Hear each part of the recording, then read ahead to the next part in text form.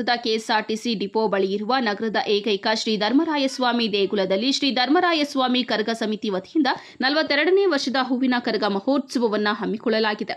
ಈ ಸಂಬಂಧ ಏಪ್ರಿಲ್ 23 ಗುರುವಾರ ರಾತ್ರಿ ಹಸಿ ಕರಗ ಮಹೋತ್ಸವ ಅದ್ದೂರಿಯಾಗಿ ನೆರವೇರಿತು. ಹಸಿ ಕರಗ ಮಹೋತ್ಸವಕ್ಕೆ ಒಂದು ವಿಶೇಷವಿದೆ. ಕಲ್ಯಾಣಿಯಲ್ಲಿ ದೈವಿ ಸ್ವರೂಪವಾಗಿ ತೇಲಿ ಬಂದ ನೀರು ತುಂಬಿದ ಕಳಶ ರೂಪದ ಕುಂಭವೊಂದನ್ನು ಹೊತ್ತು ಅದಕ್ಕೆ ಮಲ್ಲಿಗೆ ಹೂವಿನ ಅಲಂಕಾರವನ್ನ ಮಾಡಿ ಕೈಯಲ್ಲಿ ಹೊತ್ತು ತಿರುಗಾಡುವುದಾಗಿದೆ.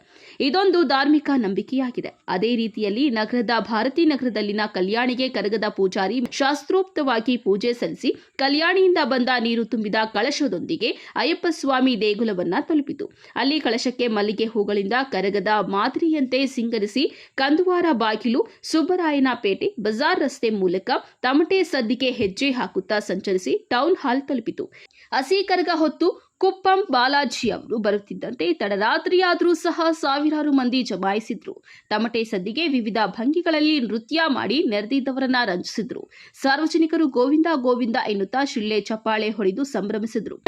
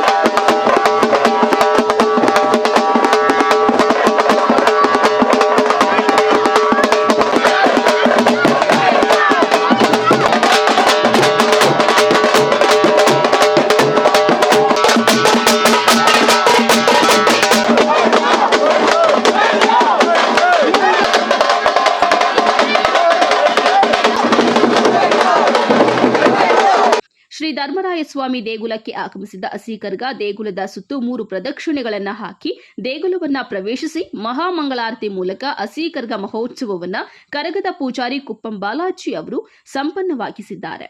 ಇನ್ನು ಹೂವಿನ ಕರಗ ಮಹೋತ್ಸವಕ್ಕೆ ಕೇವಲ ಗಂಟೆಗಳು ಬಾಕಿ ಇದ್ದು ಕರಗವನ್ನ ಕಣ್ತುಂಬಿಕೊಳ್ಳಲು ಜನತೆ ಕಾತುರರಾಗಿ ಕಾಯುತ್ತಿದ್ದಾರೆ. ಕ್ಯಾಮರಾಮನ್ ಪ್ರವೀಣ್ ಜೊತೆ Lakshminarayan, MM TV news bureau, Chikkaballapur.